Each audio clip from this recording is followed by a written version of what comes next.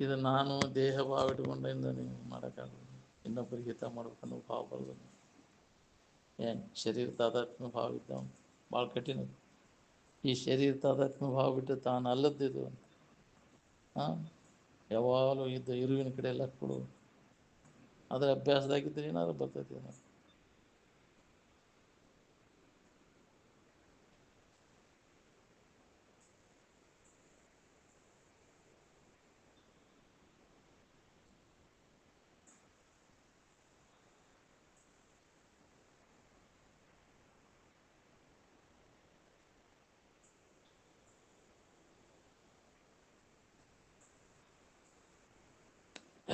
ದೇಹ ಭಾವ ತಪ್ಪಿಸ್ಕೋಬೇಕಲ್ಲ. ಜಗತ್ತಿಗೆ ಯಾರಿಂದ ಕಲೆ ಅನ್ನಕೈತಿ ಅಂದ್ರೆ ದೇಹ ಶರೀರ ಸಂಬಂಧ ತಪ್ಪಿಸ್ಕೊಂಡವ್ರು. ಏನು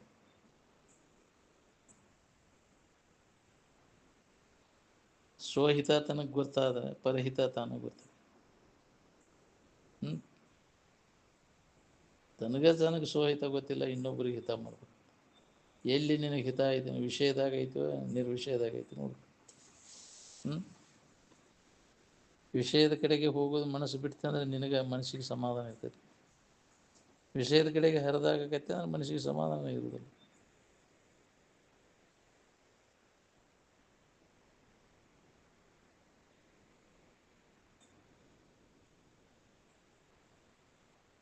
ನಾಮರೂಪಗಳನ್ನೆಲ್ಲ ಬಿಟ್ಟು ಸತ್ಯದಲ್ಲಿ ಯಾವ ಬೆರೆತ್ಕೋದಾನ ಅವಾಗ ಸ್ವಪೀತಿ ಅಂತ ಹೆಸರು ಬರ್ತದೆ. ಏನು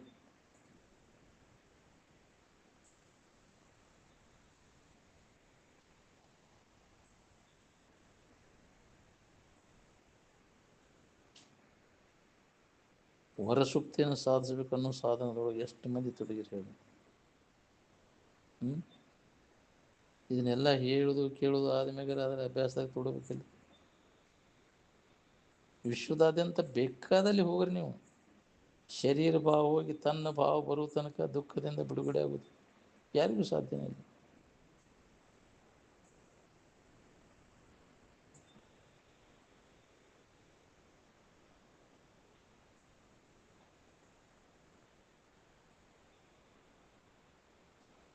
ಎದ್ರ ಸಂಬಂಧ ನಾವು ತಿಕ್ಕಾಗತ್ತೆ ಅನ್ನೋದನ್ನು ಯಾರು ವಿಚಾರ ಮಾಡಿರಿ? ಈ ಶರೀರ ದಶೆಯಿಂದ ಹೌದಿಲ್ಲ ಏನೆಲ್ಲ ಸಂಕಟ ಪಡೋದು. ಶರೀರ ಇರಲಿಲ್ಲ ಅಂದ್ರೆ ಯಾರು ಒಬ್ರಿಗೊಬ್ರು ಹೋಗಿ ಗುಲಾಮರು ಹಾಕಿದ್ರು. ಹೋಗಿ ಒಬ್ರಿಗೊಬ್ರು ಹೋಗಿ ಯಾಕೆ ಹೋಗ್ತಿದ್ವಿ, ಹೆಣ್ಣಿಗೆ ಹೋಗಿ ಗಂಟು ಹೋಗ್ತೈತಿ, ಗಂಡಿಗೆ ಹೋಗಿ ಹೆಣ್ಣು ಹೋಗ್ತೈತಿ. ಎದ್ರ ಸಂಬಂಧ? ಈ ಶರೀರ ಸಂಬಂಧ. ಎಷ್ಟು ಸಂಕಟ ಹೊಂದಬೇಕಾಗೈತಿ ಈ ಶರೀರ ಆರ್ಭಾರ ಹಿಡಿಬೇಕು.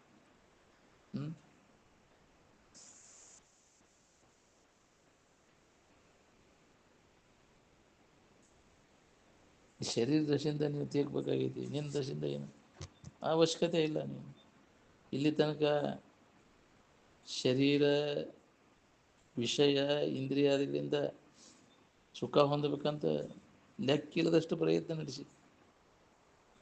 ಈಗೇನು ನಾವು ಸಹಜ ಮಾತಾಡ್ತೇವಲ್ರಿ, ಮಾತಾಡೋ ಮಾತು ಇದು ಎಲ್ಲ ನಿಮ್ಮ ಶ್ರುತಿ ಸ್ಮೃತಿಗಳ ಸಾರದ ನೋಡಿ. ಏನು ಅವು ಏನು ನುಡಿದಾನ ಅದ ವೇದಗಳು. ಗುರುವಚನವೇ ಶ್ರುತಿ, ಗುರುವಚನವೇ ಸ್ಮೃತಿ, ಗುರುವಚನವೇ ಸರ್ವಭೂಯಿನಿ ಹೇಳಿ ಅಂತ. ಎಲ್ಲ ಗುರುವಿನ ಅನುಭವದಿಂದ ಅವು ಬಂದವು. ಏನು ವೇದಗಳು ಶ್ರುತಿ ಸ್ಮೃತಿ ಎಲ್ಲ ಅನುಭವಗಳು ಹೇಳಿದ ಮಾತು, ಸ್ವಂತ ಕಂಡದ್ದು.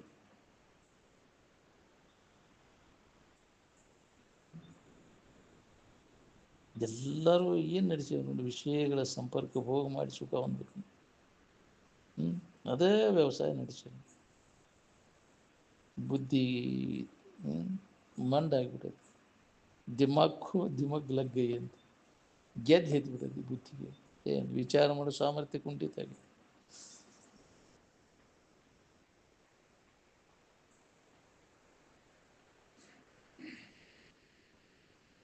ಎಲ್ಲರೂ ಮಾಡೋದೆಲ್ಲ ಕಾಮನ ಕದನಕ್ಕೆ ಅವರು.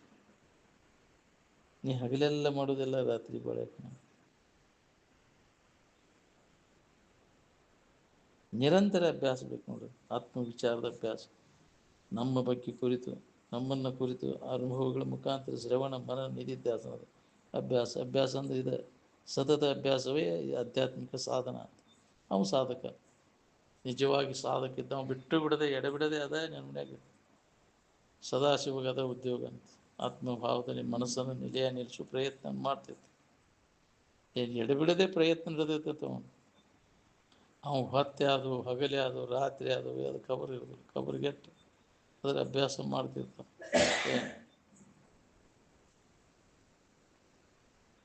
ಮತ್ತು ಹಂಗೆ ಆಕೈತೇನೆ ಅದು ಮುಕ್ತಿ ಆಗ್ಬೇಕಾರ.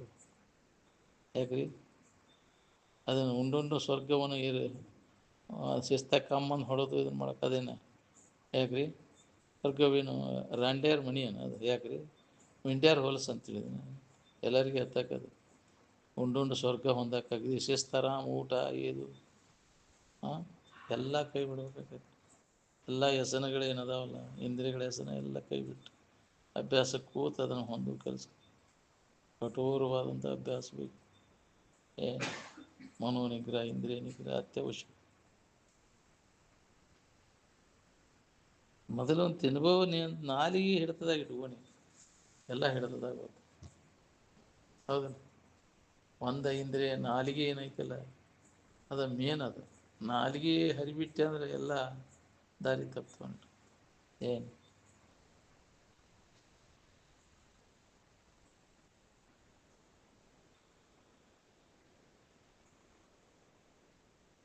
ನಿದ್ದೆ ಮಾಡಿ ಎದ್ದ ಮೇಲೆ ಮತ್ತೆ ನಿದ್ದೆ ಮಾಡಕ್ಕೆ ಕಲಿಬೇಕು ನಾವು. ಇಚ್ಛಾ ಮಾಡಿದ್ರೆ ನಿದ್ದೆ ಹತ್ಬೇಕು ನಾವು. ಏನು ಆ ಭಾವದೊಳಗೆ ಇರಾಕ್ ಬರ್ಬೇಕು ಇಚ್ಛಾ ಮಾಡಿದಕ್ಕೆ. ಅದಕ್ಕೆ ಐಚ್ಛಿಕ ನಿದ್ರೆ ಅಂತ. ಎಲ್ಲರೂ ಮಾಡುವಂಥ ಯೋಗ ನಿದ್ರೆ ಸಾಮಾನ್ಯ ನಿದ್ರೆ ಅದು. ಇದು ಐಚ್ಛಿಕ ನಿದ್ರೆ ಇಚ್ಛಾ ಮಾಡಿದ್ರೆ ಇದು ಅಭ್ಯಾಸ ಬಲದಿಂದ ಬರ್ತದೆ. ಎಲ್ಲರಿಗೂ ಬರ್ತದೆ. ನಾವು ಹೊಂದಬೇಕಂತ ಮನಸ್ಸನ್ನು ಯಾಕೆ ಎಲ್ಲಿ ಕುಂತಿರ್ತಾನೆ ಅಲ್ಲಿ ಅವನು ಸಮಾಜ ಮನವೆತ್ತಲೆ ಎರಗಲತ್ತ ಯೋಗ ಹೋದೈಶ ಅದರ ಅಭ್ಯಾಸದಾಗ ತೊಡಗಿ ಮಾಡಿದವ ಏನು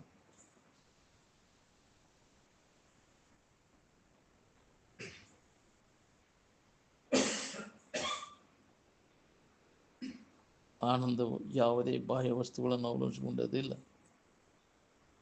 ನಮ್ಮಪ್ಪ ಪ್ರಜ್ಞಾಸ್ಥಿತನಾಗಿದ್ದು ಏನು ಹೊರಗಿನ ಗದ್ದಲ ಏನಾರು ಮಾಡ್ಕೊಂಡು ದೊಣ್ಣೆ ಬಡಿಗೆ ಆಟ ಹಚ್ಚಿದ್ದನು. ಸಪ್ಳ ಮಾಡೋನು ಹಾಡೋದು ಬಾರಿಸೋದು ಕುಣಿದು ಚಲೋ ಮಾಡಿದನು. ಎಷ್ಟು ಜನ್ಮಕ್ಕೆ ಹೊಳಿಬೇಕು ನಿನಗೆ ಹಾಡೋದು ಬಾರಿಸೋದು ಕುಣಿದು ಮಾಡಿ ಇಂದ್ರಿಯಗಳ ಮಜಾ ಆಗ್ತಿದ್ದಾವೆ ಹೇಳ್ತೀವಿ.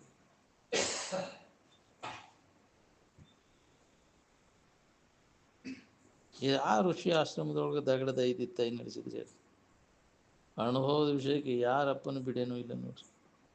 ಅನುಭವ ಏಕ ದೃಷ್ಟಿಯಿಂದ ನೋಡೋರು ನಾವು. ಯಾವ ಸ್ತುತಿಪತಿ ಮನಸವ್ರಲ್ಲ ನಾವು. ನಿದ್ದೆ ಮಾಡಬೇಕಾದ್ರೆ ಯಾವ ಸ್ತುತಿ ನೋಡಿ ನಿದ್ದೆ ಮಾಡಿದ್ರೆ ನೀವಂದರೆ ಶಿವಲೋಕ ಬ್ರಹ್ಮಲೋಕ ಅದಾವಂತ ತಿಳ್ಕೊಂಡಿರಲ್ಲ. ಅವು ಬಂದು ಹೇಳಿದ್ವು ನಿಮಗೆ ನಾವು ಇಲ್ಲಿದ್ದೇವೆ ಅಂತೇಳಿ ಅನುಭವ ನೋಡ್ಕೊಂಡ್ರೆ ಒಲ್ಲಂತ.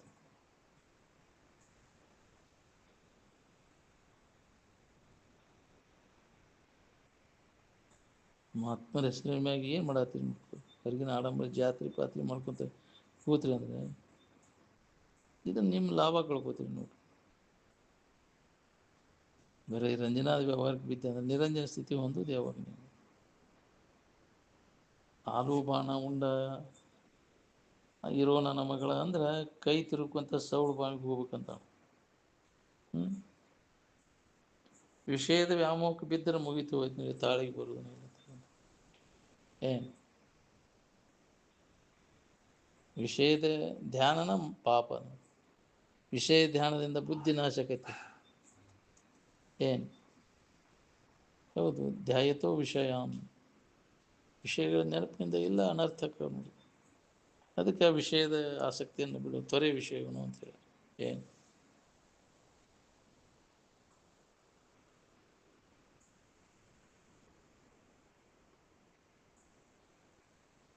ವಿಷಯ ಧ್ಯಾನನ ಪಾಪ. ಏನು ಅವು ಪಾಪಿಗಳವರು ಯಾವಾಗಲೂ ವಿಷಯ ಚಿಂತನದಾಗ ತೊಡಗಿದವು ಪಾಪಿ. ವಿಷಯ ಚಿಂತನ ಬಿಟ್ಟು ಆತ್ಮಚಿಂತನದ ಅಭ್ಯಾಸ ನಿರ್ವಿಷಯ ಚಿಂತನದ ತೊಡಗಿದವ ಪುಣ್ಯವಾನ್.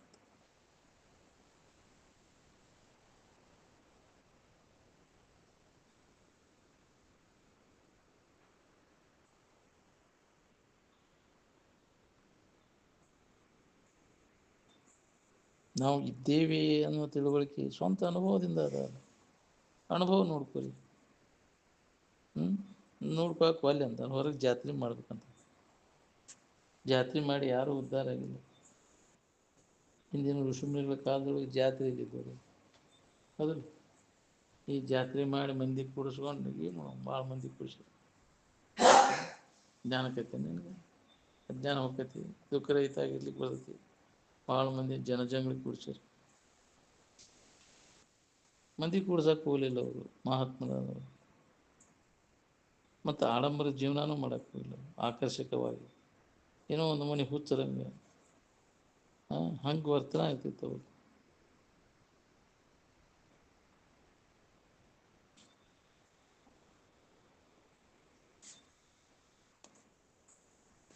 ನಾ ಕೊಪ್ಪರಿಗೆ ಹುಗ್ಗಿ ಹಾಕ್ತಾರೆ,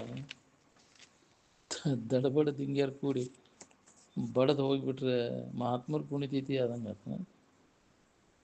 ಹಾಂ. ಮಹಾತ್ಮರ ಸ್ಥಿತಿಗತಿಗಳ ಅನುಸರಣೆ ಮಾಡೋದು ಅಂದರೆ ಮಹಾತ್ಮರ ಪುಣ್ಯತಿಥಿ ಮಾಡಿದಂಗೆ. ಅವ್ರು ಹೆಂಗಿದ್ರು ನಾವು ಹಂಗಿರ ಕಲಿಬೇಕು. ಏನು ಒಳಗೆ ಆಂತರಿಕ ಸ್ಥಿತಿಗತಿಗಳ ಅನುಸರಣೆ ಮಾಡಬೇಕು ನೋಡಿ.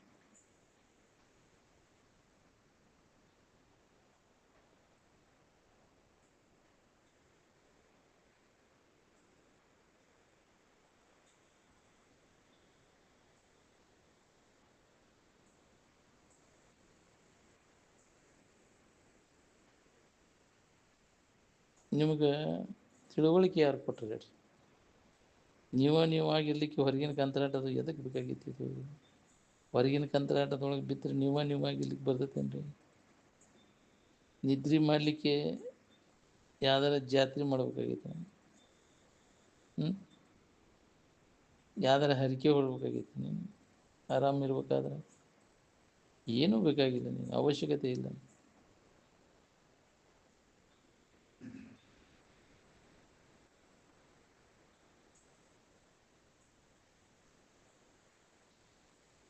ಈ ಶರೀರ ಚರಿತಾರ್ಥ ದಶೆಯಿಂದ ಯಾರೂ ಏನೂ ಮಾಡೋ ಅವಶ್ಯಕತೆ ಇಲ್ಲ. ಅದ್ರ ಪ್ರಾರಬ್ಧಕ್ಕೆ ಅನುಸಾರವಾಗಿ ಅದು ಉಣ್ಣಾಕ ಒಂದು ಸಾಲ ತೀರಿಸ್ಬೇಕೈತಿ. ಹೌದು. ಏನೇನು ಉಣ್ಬೇಕು, ಏನೇನು ತಿನ್ಬೇಕು ಮೊದಲ ಅದ ನಿಶ್ಚಿತ ಆಗಿಬಿಟ್ಟೈತಿ. ಏನು ಮಚ್ಚಲೆ ಹೊಡೆಸ್ಬೋದಿದ್ರೆ ಮಚ್ಚಲೇನೇ ಹೊಡೆಸ್ಬೋದೈತಿ, ಅದನ್ನು ತಪ್ಪಿಸ್ಕೊಳಕ್ಕಾಗೋದಿಲ್ಲ. ಮತ್ತು ಹೂವಿನಾರ ಹಾಕ್ಸ್ಬೋದಿದ್ರೆ ಅದನ್ನು ಹಾಕ್ಸ್ಬೋದೈತಿ. ಏನು ಆದರೆ ಅದ್ರ ವಿಚಾರ ನಾ ಯಾರು ಅನ್ನೋ ತಿಳ್ಕೊಬೇಕಾಗೈತಿ. ಹೊಡೆಸ್ಕೊಂಡದ್ದು ಅದು ನಾ ಯಾರು, ನನಗೂ ಇದಕ್ಕೂ ಏನು ಸಂಬಂಧ ಅದು, ಅದನ್ನು ನಾವು ವಿಚಾರ ಮಾಡಬೇಕು. ಹೌದಿಲ್ಲ?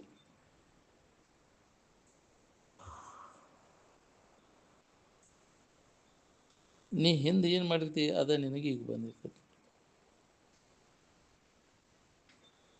ಯಾವ ವೇಳೆಗೆ ಏನೇನು ಆಗೋದಿರ್ತದೆ ಅದ ಆಕೈತಿ. ಅದೇ ತಪ್ಪೋದಿಲ್ಲ. ನಾವು ಬಾರದು ಬಪ್ಪದು, ಬಪ್ಪದು ತಪ್ಪದು ಅಂತಾರಲ್ಲ. ಮೊದಲ ಆನಂದ ಯಾರ ಮುಖಾಂತರ ನಿನಗೆ ಗೊತ್ತಾದ?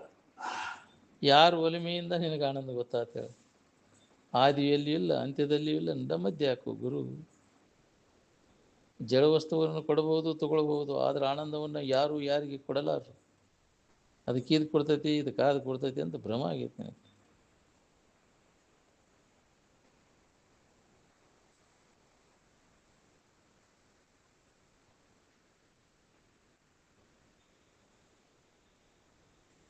ಈಗ ನಾವು ಇದನ್ನು ಸಿದ್ಧ ಮಾಡಬೇಕಾಗಿಲ್ಲ, ಇರಬೇಕಾಗೈತಿ.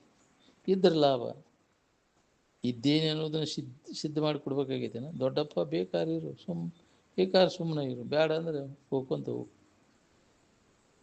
ಯಾವ ಬೇಕಾದ ಸಿದ್ಧಾಂತ ತಗೋರಿ ನೀವು, ಅದು ಒಂದು ಭಾವನಾ ಅಲ್ಲ, ಕಲ್ಪನಾನ. ಅದು ಭಾವ ಅಡಗಿದಾಗ, ಕಲ್ಪನಾ ಎಲ್ಲ ಅಡಗಿದಾಗ ಇದು ನಮ್ಗೆ ಅನುಭವ ಬರುವಂಥ ಸ್ಥಿತಿ. ಇದು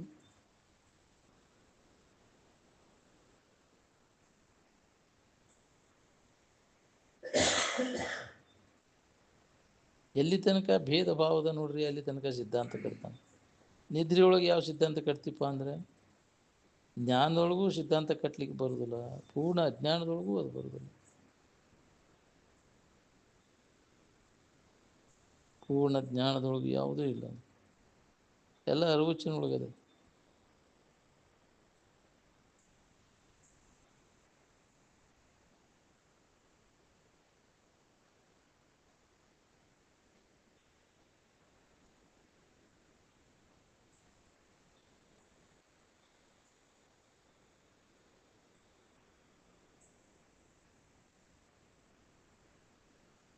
ಅನುಭವಿಗಳಿಗೆ ಜಗತ್ತಿನ ಗದ್ದಲ ಬೇಕಾಗಿರೋದು.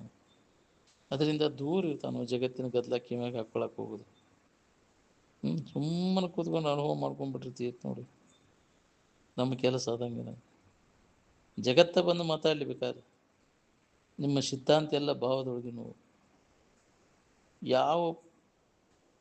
ಯಾವುದು ಪರಿಚ್ಛಿನ್ನತ ಅದು ಎಲ್ಲರಿಗೂ ಲಾಭ ಆಗೋದಿಲ್ಲ. ಎಲ್ಲರಿಗೂ ಉಪಯೋಗ ಬರುವಂಥದ್ದನ್ನು ಹೇಳೋದು ಇಲ್ಲ. ಯಾವುದರ ಒಂದು ಗುಂಪಿಗೆ ಸಂಬಂಧಪಟ್ಟಿದ್ದು ಪರಿಚ್ಛಿನ್ನತ ಭಾವ ಅವನು ಹೇಳಕ್ಕೆ ಹೋಗಬಾರ್ದು. ವ್ಯಾಪಕವಾದಂಥ ದಿವ್ಯ ದೃಷ್ಟಿ ಬೇಕು ನಮಗೆ. ಏನು ಬ್ರಹ್ಮ ನಮ್ಮಂಗ ಕೂದಿ ಕುಸ್ತಿ ಹೊಡೆದು ಹುಡ್ಸ್ಯಾನ ಈ ಜಗತ್ತು. ಬೆದರ್ ಬಳಕ ದನ ಇದ್ದಂಗೆ ಅದಿರಲ್ಲೋ. ಅಂತ ಕಾರಣ ತಲೆ ಬೂಡಿ ಮೇಲೆ ಇರ್ತೈತಿ, ಮಣ್ಕಾಲು ಪಟ್ಟಿ ಮ್ಯಾಗ ಇರ್ತೈತಿ.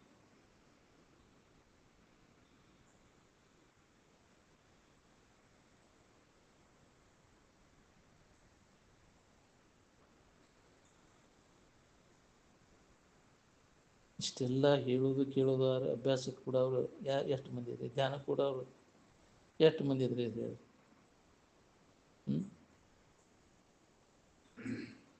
ಅಂತಃಕರಣ ಪರಿಶುದ್ಧಿ ಆದಾಗ ಈ ಕಡೆ ಒಲವು ಆಕೈತಿ ನಮ್ಗೆ.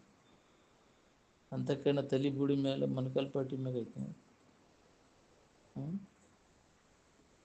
ಅಂತರಂಗದಲ್ಲಿ ಅನುಭವ ಬರುವುದು. ಪ್ರಥಮ ಅನುಭವದಲ್ಲಿ ಯಾವ ಪ್ರಮಾಣಗಳು ಇಲ್ಲ. ಏನು ಇಂದ್ರಿಯಗಳ ಗೋಚರ ಆಗೋದ್ರೊಳಗೆ ಎಲ್ಲ ಪ್ರಮಾಣಗಳು ಬರ್ತಾವೆ. ಪ್ರತ್ಯಕ್ಷ ಪ್ರಮಾಣ, ಅನುಮಾನ ಪ್ರಮಾಣ, ಉಪಮಾನ ಪ್ರಮಾಣ, ಅವೆಲ್ಲ ಇಂದ್ರಿಯಗಳಿಗೆ ಮನಸ್ಸಿಗೆ ಗೋಚರ ಆಗೋದ್ರೊಳಗೆ ಬರ್ತಾವೆ. ಇದು ಅನುಭವ ಗೋಚರದಲ್ಲಿ ಯಾವ ಪ್ರಮಾಣವೂ ಇಲ್ಲ. ಏನು ಎಚ್ಚರಿಕೆಯೊಳಗೆ ಅಷ್ಟೇ ಪ್ರಮಾಣಗಳು. ದೇವ್ರ ಆದ್ರೆ ಅದನ್ನು ಕೊಡು ಇದನ್ನು ಕೊಡು ಅಂತ ಕೇಳ್ತಾವನ್ರಿ. ಬೇಡೋ ದೇವ್ರು ನಾವು. ಅದೇ ದೇವರಾದರೆ ಅಲ್ಲಿ ಕೊರತೆ ಏನಿರ್ಬೇಕು. ಪರಿಪೂರ್ಣವಾದಂಥ ಸ್ಥಿತಿ ಅದು ದೇವತ್ವ ಅನ್ನೋದು. ನಿಮ್ಮ ಸಿದ್ಧಾಂತ ರಾದ್ಧಾಂತ ಎಲ್ಲ ನಿನ್ನ ಕಲ್ಪನಾದೊಳಗೆ ನಾವು.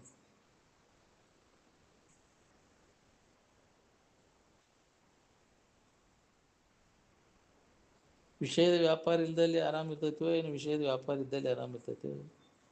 ಎಚ್ಚರಿಕೆ ಅಂದರೆ ಚಾಲು ಆಯ್ತು ವಿಷಯದ ವ್ಯಾಪಾರ. ಕನಸಿನ್ಯಾಗ ಅದೊಂದು ಮಣಿ ಯಾವುದು ಎಚ್ಚರಿಕೆ ವಾಸನ ಅಲ್ಲಿ ಕನಸು. ನಿದ್ದೆ ಹತ್ತಿದಾಗ ಯಾವೂ ಇಲ್ಲ ಅಲ್ಲಿ. ಎಷ್ಟು ಆರಾಮದಿ ನೋಡ್ಕೊ. ನಿದ್ದೆಗೆ ಹೋಗ್ಬೇಕಾದ್ರೆ ನಿದ್ರೆ ಸೂತ್ರ ಹಿಡಿದ್ರೆ ನಿದ್ದೆ ಮಾಡ್ತಿರೋ ಏನು ತೋರ್ಕಿ ಸೂತ್ರ ಹಿಡ್ಕೊಂಡು ನಿದ್ದೆ ಮಾಡ್ತೀವಿ. ಮಹಾನಿದ್ರಾ ಸೂತ್ರ ಹಿಡ್ಕೊಂಡು ಬಾಳೆ ಮಾಡ್ಲಿಕ್ಕೆ ಬರ್ತೈತೆ. ಬ್ರಹ್ಮನಿಷ್ಠರ ಆಶ್ರಮದಲ್ಲಿ ರಾಮ ಕೃಷ್ಣ ಹೌದಿಲ್ಲ. ಕೃಷ್ಣ ಸಾಂದೀಪ ಮುನಿಗಳ ಆಶ್ರಮದಾಗಿದ್ದು, ವಶಿಷ್ಠರ ಆಶ್ರಮದಾಗ ರಾಮ ಅಲ್ಲಿ ವಿದ್ಯೆಯನ್ನು ಕಲಿತು ಸಮಾಧಿಯನ್ನು ಹೊಂದಿ ಪುನಃ ಉತ್ಥಾನ ಆಗಿ ಸಹಜ ಸ್ಥಿತಿಯೊಳಗೆ ಬಂದು ರಾಜ್ಯ ಕಾರ್ಯಭಾರ ಮಾಡಿದರು. ಏನು ಸಹಜ ಸಮಾಧಿಗೆ ಬಂದಿಂದ ಕರ್ತೃತ್ವ ಭಕ್ತೃತ್ವ ಬುದ್ಧಿ ಬಾಧಿತಾನುವೃತ್ತಿಯಿಂದ ಇರ್ತೈತಿ. ಅಲ್ಲಿ ತಾದಾತ್ಮ್ಯ ಭಾವ ಇಲ್ಲ. ನಾನಾ ಮಾಡವ ಹೋಗಿಬಿಟ್ರಿ. ಯಾವ್ದಾರ ಮಾಡಿದ್ದೈತಿ ಯಾವ್ದಾರು ಮುಂದೈತಿ ಬಿಡ, ನಮಗೇನು ಸಂಬಂಧ. ಅಲಿಪ್ತ ಆಗಿರ್ತಾನೆ ನಾವು, ಎದುರಾಗೂ ಲಿಪ್ತ ಆಗಿರ್ಬೋದು. ಏನು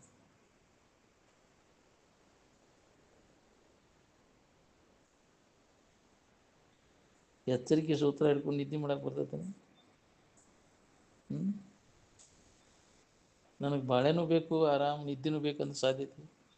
ಎಚ್ಚರಿಕೆ ಯಾವ ಕೈ ಬಿಟ್ಟಾಗ ನಿದ್ದೆ ತಮ್ಮ ತಾತ್ಪೂರ್ತಿಗೆ ವಿಶ್ರಾಂತಿ ಹೊಂದಾಕ ಬೇಕಾಗಿಲ್ಲ. ಇನ್ನು ಕಾಯಿ ಮೇಲೆ ಇರ್ಬೇಕಂತಂದ್ರೆ ಇದೆಲ್ಲ ಎದಕ್ಕೆ ಬೇಕಾಗಿಲ್ಲ. ಏನು ನಾವು ನಿರ್ದಾಕ್ಷಿಣ್ಯವಾಗಿ ತೊರೆದು ಬಿಡೋದು. ಆನಂದವನ್ನು ಹೊಂದಲಿಕ್ಕೆ ಯಾವ ಅಡ್ಡಿ ಅಕ್ಕವನು ತೋರಿಕೆಯೊಳಗಿನ ಎಲ್ಲ ವ್ಯವಹಾರ ಬೇಕಾದೈತೆ ನೋಡಿ. ನಿರ್ದಾಕ್ಷಿಣ್ಯವಾಗಿ ಕೈ ಬಿಟ್ಟು ಅಂದಾಗ ನಿನಗೆ ನೆಮ್ಮದಿ ಇರ್ತೈತೆ.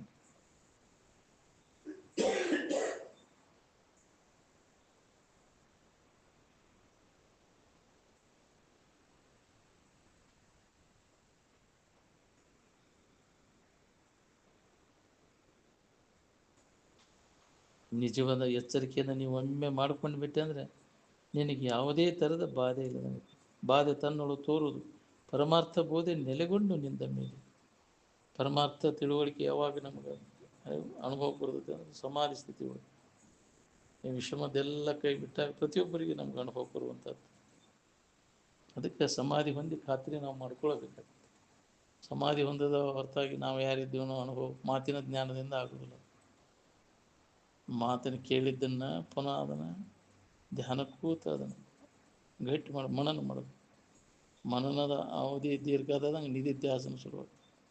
ನಿಧಿಧ್ಯಾಸನ ಪರಿಪಕ್ವ ಆತಂದ್ರೆ ಜ್ಞಾನ ಸಮಾಧಿ ನನಗತ್ತೆ ಏನು. ಅದಕ್ಕೆ ಪ್ರಯತ್ನ ನಾವು ಪಡಬೇಕಾಗತ್ತೆ ನಿರಂತರ. ಹಿಂದಗಡೆ ಮರಗ್ತೇವೆ ನಾವು, ಕಳ್ಕೊಂಡು ಮರಗಿದ್ದೀವಲ್ಲ, ಹೊಂಟತಿ. ಮೊದಲ ಹೇಳಿದರು ಆದರೂ ಅದನ್ನು ಮಾಡಲಿಲ್ಲ, ಮತ್ತು ಈಗಿನ ಸ್ಥಿತಿ ಬರ್ತದೆ.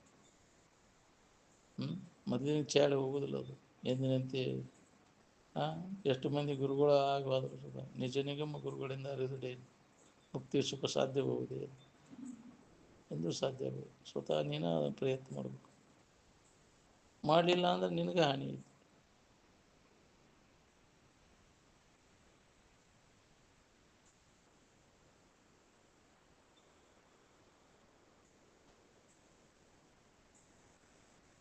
ಪ್ರತಿಯೊಬ್ಬರಿಗೂ ಇದನ್ನು ಹೊಂದಲಿಕ್ಕೆ ಬರ್ತೈತೆ ನೋಡ್ರಿ.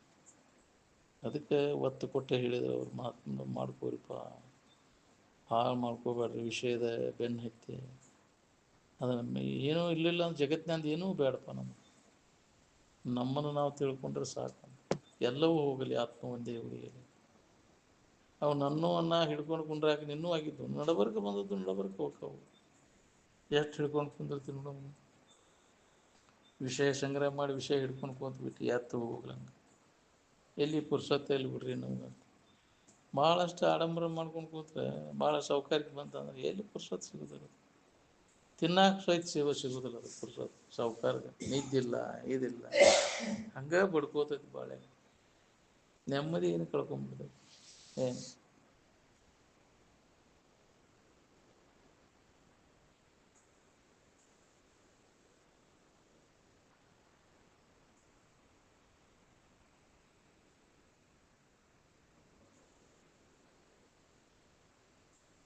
ನಿನ್ನ ಸಿದ್ಧಾಂತ ಎಲ್ಲ ಅರಿವುಚ್ಚಿನೊಳಗೆ ಪೂರ್ಣ ಜ್ಞಾನದೊಳಗಿಲ್ಲ, ಪೂರ್ಣ ಅಜ್ಞಾನದೊಳಗಿಲ್ಲ. ಅನುಭವಿಗೆ ಜಗತ್ತಿನ ಗದ್ದಲೆ ಎದಕ್ಕೆ ಬೇಕಾಗಿತ್ತು? ಸುಮ್ಮನೆ ಕೂತ್ಕೊಂಡು ಅನುಭವ ಮಾಡ್ಕೊಂಡ್ಬಿಟ್ರೆ ತಿಳಿತು ನೋಡ್ರಿ. ಜಗತ್ತೇ ಬಂದು ಮಾತಾಡ್ಲಿಬೇಕಾದ್ರೆ ನಿಮ್ಮ ಸಿದ್ಧಾಂತ ಎಲ್ಲ ಭಾವದೊಳಗಿನ ಹೋಗು. ಯಾವುದು ಪರಿಚ್ಛಿನ್ನದ ಅದು ಎಲ್ಲರಿಗೂ ಲಾಭ ಆಗೋದಿಲ್ಲ. ವ್ಯಾಪಕ ದೃಷ್ಟಿ ಬೇಕು ನೋಡ್ರಿ.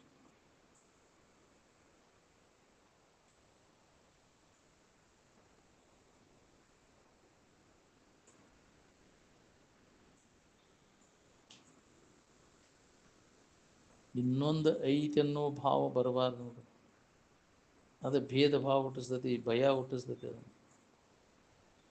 ನನ್ನ ಹೊರತು ಇನ್ನೊಂದು ಯಾವುದೂ ಇಲ್ಲ ಅನ್ನೋ ತಿಳುವಳಿಕೆ ನಮ್ಗೆ ಗಟ್ಟಿ ಆಗ್ಬೇಕು ನೋಡಿ. ಆತ್ಮಾತಿರಿಕ್ತ ಪದಾರ್ಥ ನ ವಿದ್ಯತೆ ಅಂತ ಇದು ಸತತ ಇದ ವಿಚಾರದಾಗ ಇರಬೇಕು ನೋಡೋದು. ಆನಂದ ಸ್ವರೂಪನ ನಾನು, ಬ್ರಹ್ಮ ಸ್ವರೂಪನ ನಾನಿದ್ದೇನೆ ಅಂತ.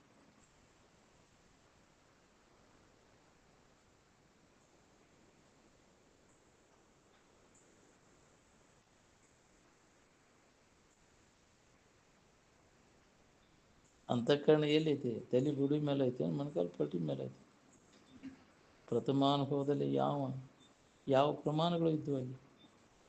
ಎಚ್ಚರಿಕೆ ಒಳಗಿವ ಇವು ನಿಮ್ಮ ಪ್ರಮಾಣಗಳು, ಪ್ರತ್ಯಕ್ಷ ಪ್ರಮಾಣಗಳು ಎಲ್ಲ ಇದು ಹೆಚ್ಚಿದಾಗ ಎಲ್ಲಿದ್ದಾವ್ರಿ ಅವು? ದೇವರು ದಿನರು ಭಾವ ಸಹಿತ ಇಲ್ಲ ಅಲ್ಲಿ. ನಿದ್ದೆ ಎತ್ತಿದಾಗ ಜಗತ್ತಿಲ್ಲ, ದೇವರಿಲ್ಲ, ಜೀವ ಅನ್ನೋದಿಲ್ಲ. ಎಲ್ಲ ಅಸ್ತಿತ್ವವನ್ನು ಕಳ್ಕೊಂಡ್ಬಿಡುತ್ತೆ. ಎಲ್ಲ ಕಳ್ಕೊಂಡು ತಿಳುವಳಿಕೆನ ತಾನನ್ನು ತಿಳುವಳಿಕೆ ಮಾಡ್ಕೊಂಡು ಗಟ್ಟಿಯಾಗಿ ಬೆಳೆದ್ರಿ ತಾನೇ ದೇವರು ಅನ್ನೋದು ಹೊಳಿತೈತಿ ನಾವು. ಅನ್ಯವಾಗಿ ಮತ್ತೇನೈತಿ? ಎಲ್ಲವನ್ನು ಕಳೆದು ಉಳಿದ ಉಳಿಮೆಯೇ ತಾನು. ಎಲ್ಲವನ್ನು ವಿಚಾರ ಮಾಡಿ ಕಳೆದು ಉಳಿದದ್ದು ಏನೈತಿಲ್ಲ ಅದೇ ತನ್ನ ನಿಜ ಅಂತ. ಅದ್ರ ಕಡೆ ನಾವು ಲಕ್ಷ್ಯ ಕೊಡಬೇಕಾಗಿತ್ತು.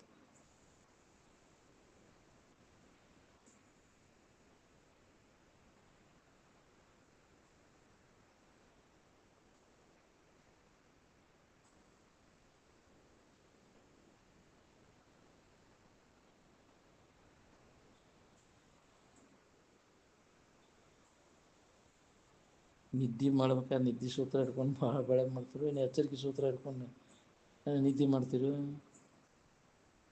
ಎಚ್ಚರಿಕೆ ಸೂತ್ರ ಹಿಡ್ಕೊಂಡು ನಿದ್ದೆ ಹತ್ಬೇಕು ನೀವು. ಮಹಾನಿದ್ರಾ ಸೂತ್ರ ಹಿಡ್ಕೊಂಡು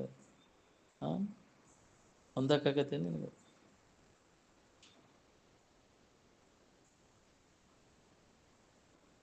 ವಶಿಷ್ಠ ಆಶ್ರಮದಾಗ ರಾಮ ಏನು ಕಲ್ತ? ತನ್ನ ಬಗ್ಗೆ ತಿಳ್ಕೊಂಡ್ರಿಲ್ಲ ಅವರು. ಸೇವಾದಿಗಳನ್ನು ಮಾಡಿ ಅದರ ಲಾಭ ಮಾಡಿಕೊಂಡ್ರು ಅವರು. ಸೇವೆ ಸತ್ಕರ್ಮಗಳಿಲ್ಲದವನಿಗೆ ಎತ್ತನದು ಮುಕ್ತಿ ಅಂದರು. ಗುರುಪಾದ ಸೇವೆಯನ್ನು ಒಲವಿಂದೆ ಮಾಡದೆ ಅಂತ. ಯಾರ ಗುರುಪಾದ ಸೇವೆ ಮಾಡೋ ತ್ರೈಲೋಕ್ಯ ದುರ್ಲಭ ಅಂದರು. ಏನು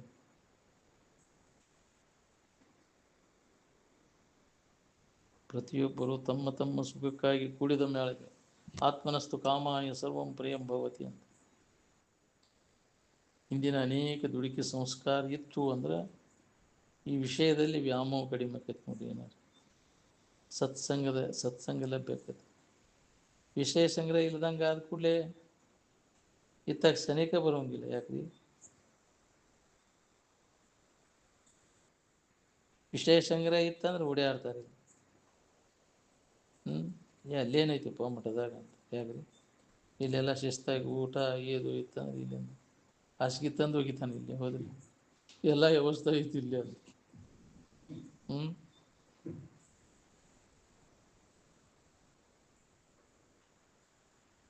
ವಿವೇಕ ವೈರಾಗ್ಯ ಸತ್ಸಂಗದೊಳಗೆ ನಮಗೆ ಸಿಗೋದು, ಬಾಕಿ ಎಲ್ಲಿಯೂ ಸಿಗೋದಿಲ್ಲ.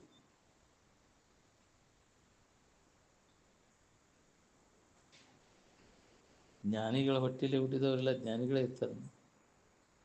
ಏನು ಕೂರಿ ಹುಟ್ಟಿರ್ತಾವೆ ಅವಕ್ಕೂ ಜ್ಞಾನ ಆಗ್ಬೇಕಾಗಿತ್ತು. ಅದು ಹಿಂದಿನ ಜನ್ಮ ಸಂಸ್ಕಾರ ಬಲದಿಂದ ಬರ್ತದೆ.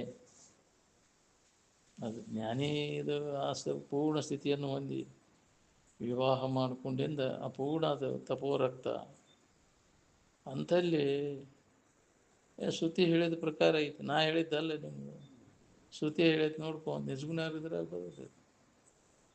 ಪ್ರತ್ಯಾಹಾರ, ಧ್ಯಾನ, ಧಾರಣ, ಸಮಾಧಿ ಇವು ಸಾಧಿಸಿದಾಗ, ಪ್ರತ್ಯಾಹಾರ ಸಾಧಿಸಿತ್ತಂದ್ರೆ ನಾವು ಲಗ್ನ ಮಾಡ್ಕೊಂಡು ಮಕ್ಕಳನ್ನ ಹಡ್ದಂದ್ರೆ ಅವನಲ್ಲಿ 5 ತಲೆಮಾರಿನವರೆಗೆ, ಧ್ಯಾನ ಸಿದ್ಧಿಸಿತ್ತಂದ್ರೆ 11 ತಲೆಮಾರಿನವರೆಗೆ, ಸಮಾಧಿ ಧಾರಣ ಸ್ಥಿತಿ ಸಿದ್ಧಿಸಿತ್ತಂದ್ರೆ 21 ತಲೆಮಾರಿನವರೆಗೆ ಅಲ್ಲಿ ಅಂಥವರು ಸಾಧಕರು ಬಂದ ಅವಕಾಶ ಐತಿ.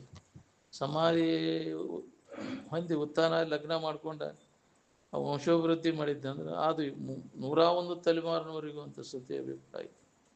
ನಿರಂಜನಪ್ಪಗಳು ತೆಗೆದು ನೋಡಿದನಪ್ಪ. ನಾ ಏನು ಹೇಳೋದಲ್ಲ. ಜ್ಞಾನಿ ಹೊಟ್ಟಿಲೆ ಜ್ಞಾನಿ ಹಿಂಗಾದಾಗ ಜ್ಞಾನಿಗಳ ಹೊಟ್ಟಿಲೆ ಜ್ಞಾನಿ ಹಂಗೆ ಬರೋದಿಲ್ಲ ಅದು. ಏನು ರಾಮತೀರ್ಥರ ಮಕ್ಕಳೆಲ್ಲ ಜ್ಞಾನಿಗಳು ಯಾಕಾಗಲಿಲ್ಲ? ಜ್ಞಾನ ಅವಕ್ಕಿಂತ ಪೂರ್ವದಲ್ಲಿ ಹಡೆದಿದ್ರು. ಅವನು ಕಾಲೇಜ್ಗೆ ಹೋಗುವಾಗ ಹೆಂಡತಿ ಬೆನ್ನು ಹಚ್ಚಿಸ್ಬಿಟ್ರು. ನಾವು ಅದನ್ನು ಕಟ್ಕೊಂಡು ಕಾಲೇಜ್ ಕಳ್ತೇನೆ ನಾನು. ಹೆಂಡತಿ ಕಳ್ಕೊಂಡು ಕೋಲಿ ಹಿಡ್ಕೊಂಡು ಏನು ಹಿಂಗೆ ಜೀವನ ಸಾಕ್ಷಿ. ಏನು ಆ ಸ್ಥಿತಿ ಹೊಂದಿದ ನಂತರ ಶಿವಾನಂದರ ರಕ್ತ ಎಲ್ಲ ತಪೋಮಯವಾಗಿತ್ತು. ಅದಕ್ಕೆ ತಪೋ ರಕ್ತ. ಏನು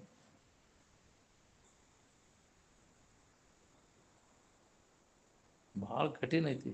ಯಾಕ್ರಿ? ಸಾಮಾನ್ಯ ಜನರಿಗೇನು ಅಪರೂಪ. ಅದು ಜಗತ್ತಿನ ಇತಿಹಾಸದೊಳಗೆ ಅಪವಾದವಿಲ್ಲ. ಇಂಥವು ನೋಡಕ್ಕೆ ಸಿಗೋದಿಲ್ಲ. ಜಗತ್ತಿನ ಇತಿಹಾಸ ತೆಗೆದು ಎಲ್ಲಿ ಸಿಗೋದಿಲ್ಲ ಇಂಥವು. ಜ್ಞಾನ ಪರಂಪರೆ ಎಲ್ಲಾರು ಮುಂದುವರೆದು ಎಲ್ಲಿಯೋ ಇದ್ರಾಗ ಕೇಳ್ತೇವೆ ವ್ಯಾಸ ಸುಖ ಮುಂದುವರ್ಸಿದ ಅಂತ. ಹೌದಿಲ್ಲ? ಎಲ್ಲಿಯೋ ಅಪವಾದವಂಥವು. ಈಗ ನಾವು ಪ್ರತ್ಯಕ್ಷ ನೋಡ್ತೇವಲ್ಲ, ಎಲ್ಲಿ ಇಂಥ ಅಪವಾದ. ಅದಕ್ಕೆ ಅದನ್ನು ಹೇಳಿದ್ದು ನಿಜಗುಣ ಹೇಳಿದ್ದು ಬರೋಬರಿ. ತಪೋ ರಕ್ತ ಇದ್ದರೆ ಅದು ಮುಂದುವರಿತೈತಿ. ಅಂಥಲ್ಲಿ ಹಿಂದೆ ಈ ಜನ್ಮದೊಳಗೆ ನಾವು ಯೋಗ ಭ್ರಷ್ಟ ಆದವ್ರು ಏನದಾರ ಅದನ್ನು ಹೊಂದಕ್ಕಾಗಿರೋದಿಲ್ಲ, ಶರೀರ ಹೋಗಿಬಿಡ್ತೈತಿ.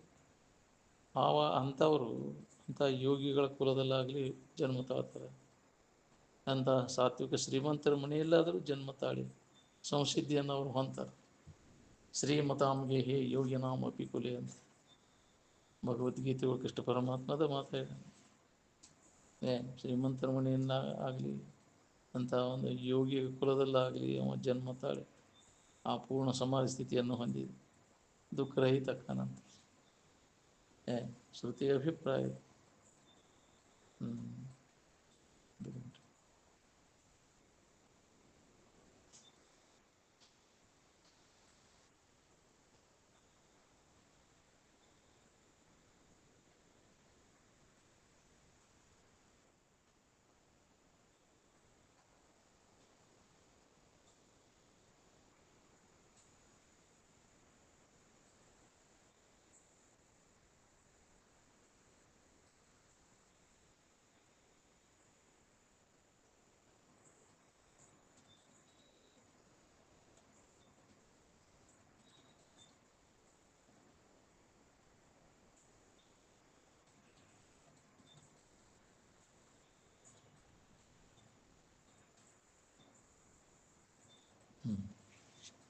सकल साधु संत